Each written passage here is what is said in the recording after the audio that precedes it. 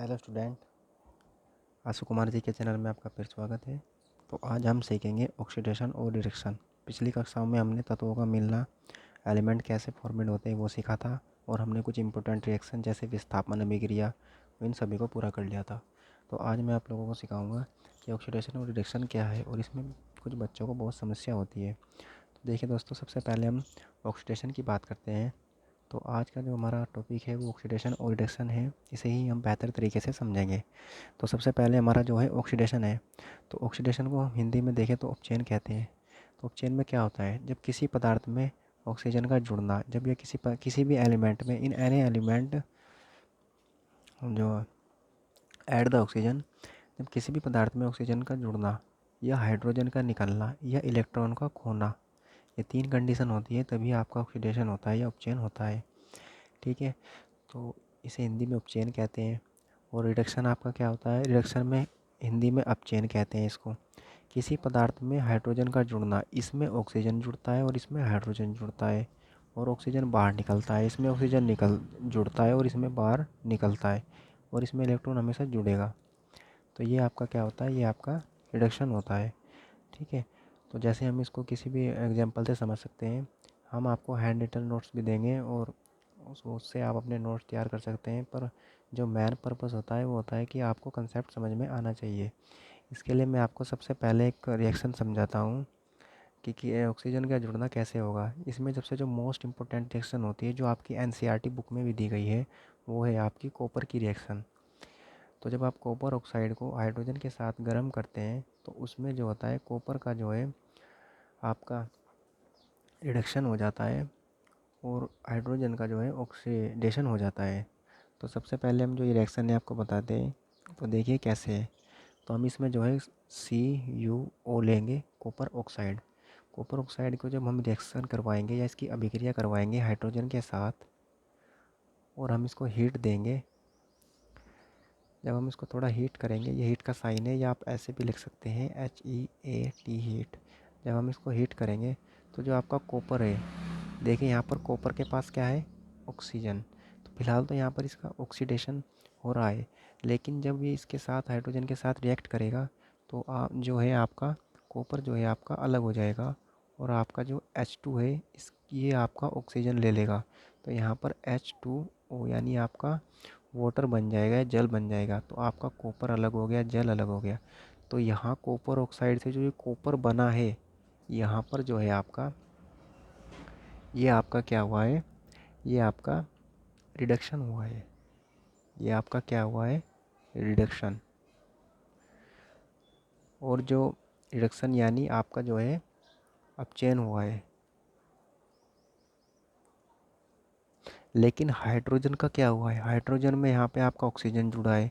तो ऑक्सीजन का जुड़ना, तो ये आपका क्या हुआ है, ऑक्सीडेशन। ये आपका क्या हुआ है, ऑक्सीडेशन, या आप इसको हिंदी में उपचयन बोलते हैं, उपचयन। तो आपके जो है या तो MCQ क्वेश्चन में आ सकता है कि निम्न एक रिएक्शन दे देगा जैसे ये है, तो इसमें पूछ लेगा कि निम्न में से किसका ऑक्सीडेशन हुआ है, या फिर पूछ लेगा कि किसका रिडक्शन हुआ है। तो आप जैसे इसमें कॉपर का, जैसे इसमें मैं पूछने लगूँ कि किसका इसमें क्या हुआ है, रिडक्शन हुआ है, तो आप जानते हैं कि इसमें कॉपर का क्या हुआ है, रिडक्शन हुआ है, क्योंकि इसमें से ऑक्सीडेशन बाहर निकल गया। ठीक है, आइए अब हम समझते हैं कि इलेक्ट्रॉनों के द्वारा हम कैसे पहचान सकते हैं कि इलेक्ट्रॉनों में कैसे ऑक्सीडेशन होता है और कैसे रिडक्शन होता है। आइए इस चीज़ को बेहतर तरीके से समझते हैं। तो इस चीज़ को समझने के लिए हम एक एग्जांपल लेते हैं, वो है नमक का बनना, फॉर्मेशन ऑफ साल्ट। तो इस रिएक्शन में क्या होता है, जो हम सोडियम लेंगे, सोडियम के हम 2 मॉलिक्यूल्स लेंगे और Cl के भी 2।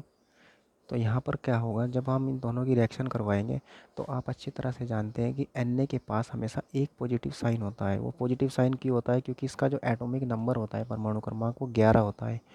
और जो इसका इलेक्ट्रॉन विन्यास होगा वो क्या होगा, 2,8,1। तो इसके पास जो है एक इलेक्ट्रॉन होता है।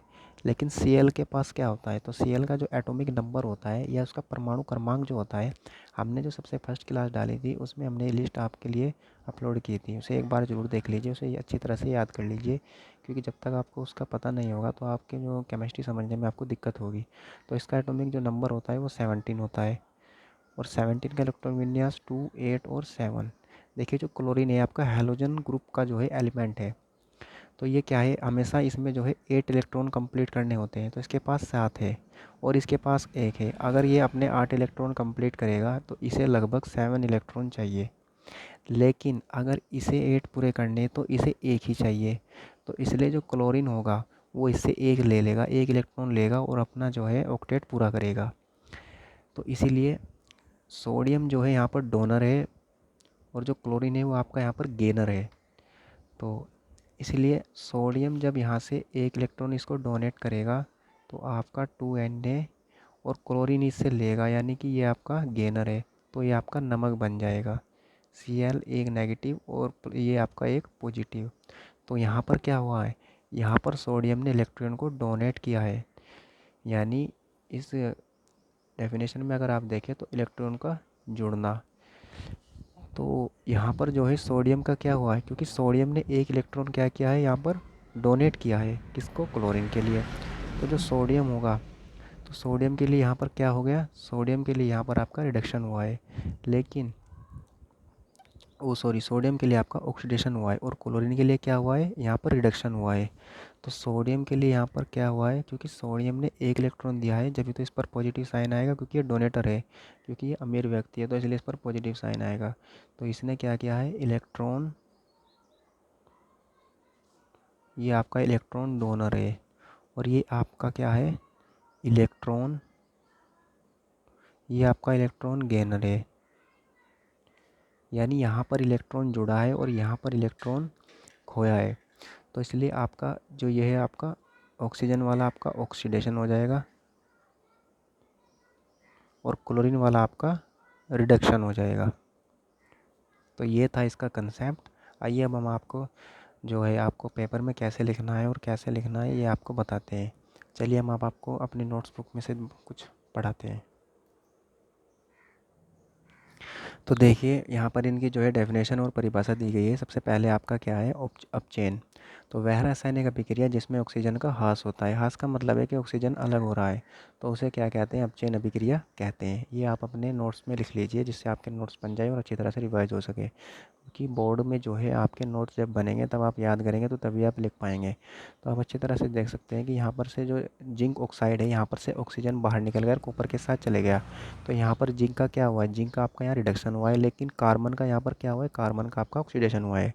इसके बाद है आपकी उपचयन अभिक्रिया। तो वह रासायनिक अभिक्रिया जिसमें ऑक्सीजन का योग होता है, योग का मतलब होता है जुड़ना, या ऑक्सीजन जुड़ गया है जिसमें, तो उसे आप क्या कहते हैं, उसे आप उपचयन अभिक्रिया कहलाती है। जैसे यहाँ पर मैग्नीशियम की जब रिएक्शन हम ऑक्सीजन से करवाएंगे तो यहाँ पर ऑक्सीजन जुड़ गया, यानी मैग्नीशियम ऑक्साइड बन गया है, तो यहाँ पर आपका ऑक्सीडेशन हुआ था। इसी तरह कार्बन प्लस ऑक्सीजन को अगर हम ऐड करेंगे तो CO2 बन जाएगी। ये भी आपका क्या है, ये भी आपकी जो है ऑक्सीडेशन अभिक्रिया है या उपचयन अभिक्रिया है। तो आज आपके, आई होप कि आज आपके जो ये कंसेप्ट है ऑक्सीडेशन और रिडक्शन का अच्छी तरह से समझ में आ गया होगा। देखिए स्टूडेंट, अगर आप चाहते हैं कि हम क्लास को थोड़ा लॉन्ग करें और सिलेबस थोड़ा जल्दी रिवाइज करें तो आप हमें कमेंट करके ज़रूर बताइए, और हमारे जो चैनल को है उसको सब्सक्राइब ज़रूर करें, और हमारी वीडियो ज़्यादा से ज़्यादा अपने स्कूल, कॉलेज और दोस्तों में शेयर करें, जिससे उनका सिलेबस जल्द से जल्द पूरा हो सके। यहाँ आपको कुछ बेहतर कंटेंट ही मिलेगा। और हाँ, अगर आपको कोई भी परेशानी है, कोई भी दिक्कत है तो आप हमें कमेंट कर कर बता सकते हैं। ठीक है दोस्तों, जय हिंद।